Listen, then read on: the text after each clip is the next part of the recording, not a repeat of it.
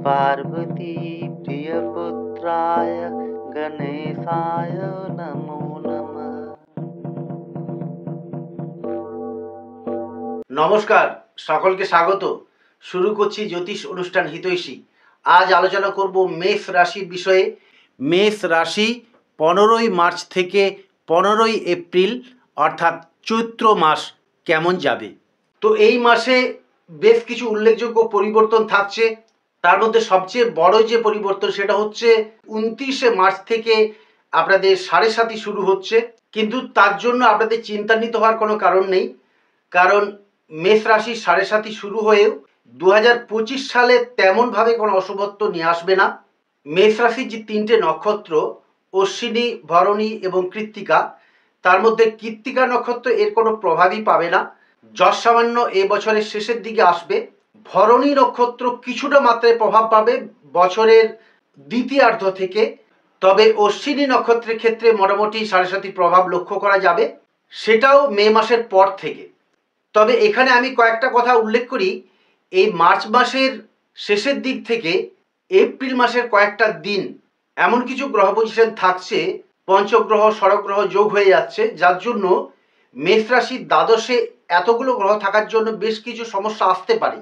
তো সেক্ষেত্রে আপনাদের কোন কোন বিষয়ে ভালো থাকবে, কোন কোন বিষয়ে সতর্কতা অবলম্বন করা দরকার সেটাও জানিয়ে দেবো, এবং এই মাসে কখন আপনার ভালো সময় থাকবে, কোন কোন দিন আপনার পক্ষে একটু সতর্কতা অবলম্বন করা দরকার সেটাও জানিয়ে দেবো। আপনার রাশিপতি মঙ্গল যথেষ্ট শুভ জায়গায় থাকছে, যদিও বুধের ঘরে থাকছে, তবে তৃতীয় থাকার জন্য তুলনামূলক পরাক্রম এবং উদ্যম বৃদ্ধি পাবে। যারা শারীরিক সমস্যায় ভুগছিলেন তাদের ঋতস্বাস্থ্যের পুনরুদ্ধার হবে। তবে এই মাসে উদর পীড়া অর্থাৎ পেট সংক্রান্ত পীড়া এবং নিম্নাঙ্গের দিকে কিছু ব্যথা যন্ত্রণা আসতে পারে, তবে সেটা যদি আগেভাগে সতর্ক থাকেন তাহলে তেমন কিছু সমস্যা আসবে না। তো ডিটেলস আলোচনা করব। এবং যারা জন্মকালীন গ্রহ সন্নিবেশের জন্য ভীষণ সমস্যার মধ্যে আছেন, যাদের খুব অশুভ দশা চলছে, তারা কি করে ভালো থাকবেন সেই বিষয়ে আমি কিছু প্রতিকারের কথা উল্লেখ করব, এবং আগত সাড়ে সাতিতে যাতে আপনারা কোনো বেগ না পান তার জন্য আগেভাগেই আপনাদের কিছু সতর্কতা অবলম্বন করার জন্য কিছু টিপস জানিয়ে দেবো। সেটা যদি আপনারা করতে পারেন তাহলে অত্যন্ত ভালো থাকবেন। প্রথমেই আলোচনা করব স্বাস্থ্য বিষয়ে। স্বাস্থ্য সম্বন্ধে আমি একটু উল্লেখ করলাম। আপনাদের উদর পীড়া, পেট সংক্রান্ত কিছু পীড়া এবং নিম্নাঙ্গের দিকে কিছু ব্যথা যন্ত্রণা এগুলো আসতে পারে। কাজকর্মে অনীহা, একটা অলসতা ভাব, ভালো লাগছে না, এই ধরনের কিছু কিছু সমস্যাও দেখা দিতে পারে। এছাড়া শরীর মোটামুটি ভালো থাকবে, নতুন উদ্যম বৃদ্ধি পাবে, যেহেতু তৃতীয় মঙ্গলের অবস্থান পরাক্রম নিয়ে আসে, সেক্ষেত্রে আপনার ভেঙে পড়ার মানসিকতা একদমই থাকবে না। এমনিতেই মেষ রাশি একটু জেদি এবং সাহসী প্রকৃতির হয়ে থাকেন। একাগ্রতা এবং সর্ব বিষয়ে যে উচ্চ আশা সেটা থাকে, তবে একরোখা কিছুটা একগুয়েমি এবং জেদি প্রকৃতির হওয়ার জন্য মাঝে মাঝে কিছু সমস্যা আসে। এছাড়া হঠকারী সিদ্ধান্ত নেওয়ার জন্য কর্মে কিছু বাধা এগুলো কিন্তু দেখা দিতে পারে। তবে ওভারঅল আপনাদের 2025 সাল সম্বন্ধে আমি বলছি। 2025 সালে আপনাদের সাড়ে সাতি নিয়ে তেমন কোনো চিন্তা নেই। আমি একটা টিপস বলে দেবো, এবং বললাম নক্ষত্রভিত্তিক অশ্বিনী নক্ষত্রের একটু সমস্যা আসবে, অন্যান্য নক্ষত্রের তত চিন্তান্বিত হওয়ার কোনো কারণ নেই। তো এরপর আলোচনা করব বিদ্যা সম্বন্ধে। যারা বিদ্যার্থী বা শিক্ষার্থী, এছাড়া যারা পরীক্ষা বা কোনো প্রতিযোগিতামূলক পরীক্ষার মধ্যে জড়িয়ে আছেন এবং যারা পরবর্তীকালে উচ্চশিক্ষা করার জন্য তৈরি হচ্ছেন, প্রস্তুতি নিচ্ছেন, তাদের ক্ষেত্রে সময় মোটামুটি ভালোই থাকবে। এবং আপনাদের প্রত্যেককে বলে দিচ্ছি, যাদের যাদের মেষ রাশি বা মেষ লগ্ন, তারা 28, 29, 30 এই তিনটে তারিখ একটু সতর্ক থাকবেন। কাজকর্মে কিছু বিলম্বতা, হয়রানি, কিছু ঝঞ্ঝাট ঝামেলা আসতে পারে। তো আপনাদেরকে আমি বহুবার বলেছি যে জ্যোতিষ বিদ্যা বা রাশিফল হচ্ছে ঠিক আবহাওয়া দপ্তরের পূর্বাভাসের মতো আগেভাগে বলে আপনাদেরকে সতর্ক করে দেওয়া। যদি বৃষ্টি পড়ে, আপনি যদি ছাতা নিয়ে যান তাহলে বৃষ্টিতে ভিজবেন না, কিন্তু কবে বৃষ্টি পড়বে সেটা আবহাওয়া দপ্তর ছাড়া আমরা কিন্তু জানতে পারি না। তো আগেভাগে যদি আপনি জানতে পারেন তাহলে প্রস্তুতি নেবেন। সেক্ষেত্রে মেষ রাশি বা মেষ লগ্নের যারা জাতক জাতিকা তাদেরকে যদি আগেভাগে জানিয়ে দিই, প্রথম থেকে সেটা যদি তৈরি থাকে তাহলে অনেক বাধা থেকে, অনেক সমস্যা থেকে আপনারা মুক্ত হতে পারবেন। সেক্ষেত্রে মনোসংযোগ বাড়ানো দরকার, এবং বিশেষ করে মেষ রাশির যে জেদ ভাবটা আছে, ওই সাহসিকতা জেদটা কাজে লাগাতে হবে। অর্থাৎ কম্পিটিশনের মার্কেটে আপনাদেরকে নিজেদেরকেই উদ্দীপনা বাড়িয়ে তৈরি হতে হবে, না আমি কিছুতেই ভাঙবো না, এরপর কর্মের বিষয়ে বলি। কর্মের বিষয়ে এই মাসে একটু সমস্যা দেখা দিতে পারে, তেমন কিছু না, কিছু কিছু ক্ষেত্রে কর্মে বাধা আসবে, বিলম্বতা আসতে পারে। দেখা গেল যে আপনার যে কাজটা আজকে হওয়ার কথা ছিল সেটা 3 দিন বাদে হলো, কি 7 দিন বাদে হলো, কি হতে একটু বাধা হলো, এই মাসেই হলো না, এরকম কিছু কিছু সমস্যা দেখা দিতে পারে। এপ্রিল মাসে কয়েকটা দিন পেরিয়ে গেলে আপনাদের যথেষ্ট ভালো সময় আসবে।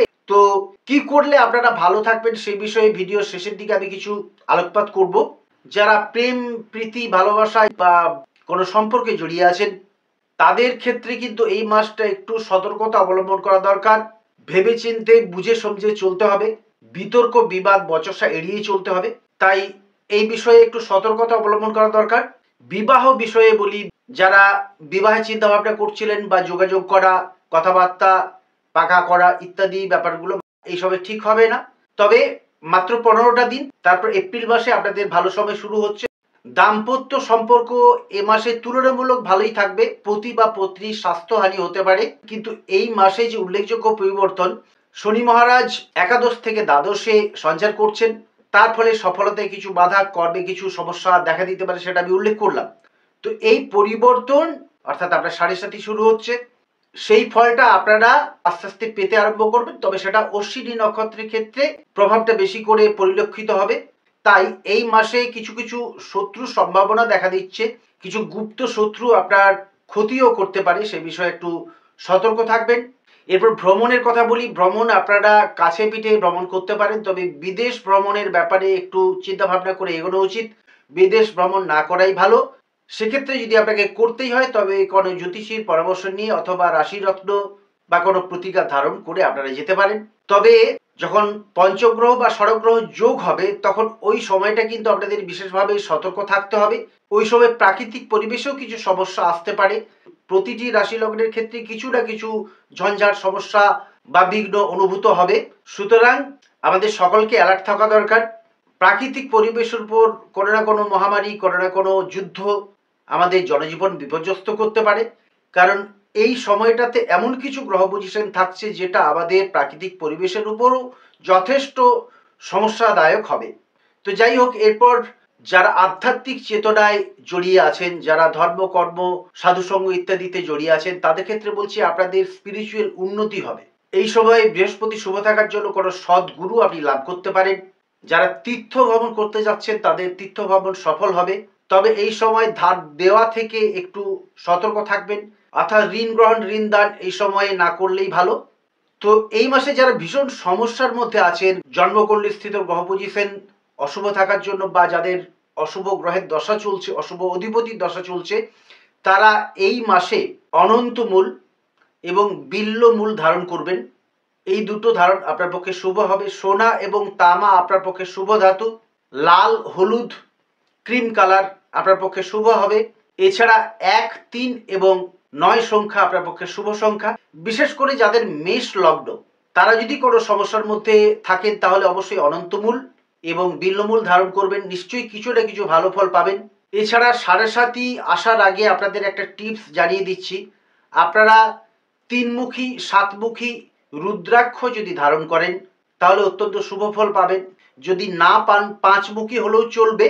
5মুখী যদি হয় 3টে ধারণ করবেন একত্রে এবং সেটা স্নান করার সময় খুলে রাখবেন, তারপর আবার ধারণ করবেন। আর শনিদেবের সংক্রমণের পর আপনারা কোনো বহমান স্রোতে স্নান করার চেষ্টা করবেন, নদী অথবা গঙ্গা। 2.5 ইঞ্চি পরিমাণ কুশ এবং 2.5 ইঞ্চি পরিমাণ নিম গাছের শেকড় এটা কালো সুতোয় বেঁধে মস্তকের পাশে দক্ষিণাবর্তে আপনারা 3বার ঘুরিয়ে বহমান স্রোতে এটা বর্জন করবেন। তাহলে এই যে 7.5 যে সমস্যাগুলো আছে সেগুলোর থেকে অনেক মুক্ত থাকবেন। 7.5 যে অর্থনৈতিক সমস্যা, বিলম্বতা বা কর্মে বাধা নিয়ে আসে সেটার থেকে অনেকাংশে মুক্ত থাকবেন। তো এই ছিল মেষ রাশি বা মেষ লগ্ন সম্বন্ধে আলোচনা। আপনারা রাশিফল দেখতে থাকুন, পরবর্তী ভিডিওর দিকে চোখ রাখুন এবং যারা রাশি লগ্ন জানতে চান চ্যানেলটা সাবস্ক্রাইব করে আপনার জন্ম তারিখ, জন্ম সময় এবং জন্মস্থান উল্লেখ করে কমেন্ট করুন, আমি আপনাদের কমেন্টের উত্তর দেব। নির্দিষ্ট প্রশ্ন বা ব্যক্তিগত বিচারের জন্য অনলাইন কনসালটেশনের ব্যবস্থা আছে। তো আজকের মতো ভিডিওটি শেষ করতে হচ্ছে। পরবর্তীকালে একটু অন্যরকম আলোচনা নিয়ে কয়েকটা ভিডিও প্রকাশ করব। এছাড়া মেষ রাশির বৈশিষ্ট্য, মেষ রাশির দোষ গুণ, কি করলে ভালো হয়, কেমন ভাবে আপনাদের চলা উচিত, কি করলে আপনার লাক আরো ভালো হবে, সেই বিষয় নিয়ে আমি একটা স্পেশাল ভিডিও উপস্থাপন করব। সেই জন্য পরবর্তী ভিডিওর দিকে চোখ রাখবেন। আর এই অনুষ্ঠান কেমন লাগলো জানিয়ে অবশ্যই একটা কমেন্ট করবেন। আজকের মতো ভিডিওটি শেষ করছি। সবাই ভালো থাকবেন, সুস্থ থাকবেন। নমস্কার।